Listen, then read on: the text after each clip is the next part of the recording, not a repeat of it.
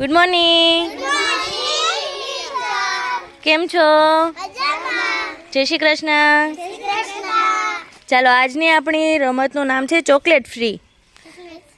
આ બંને બહેનો છે એ તમને આઉટ કરવા આવશે. જેને આઉટ કરશે ને એને ચોકલેટ બોલીને આઉટ કરશે.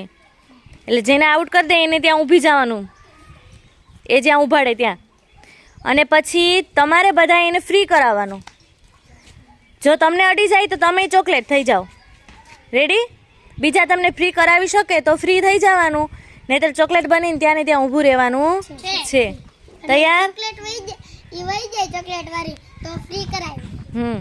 ચાલો, 1 2 3 સ્ટાર્ટ.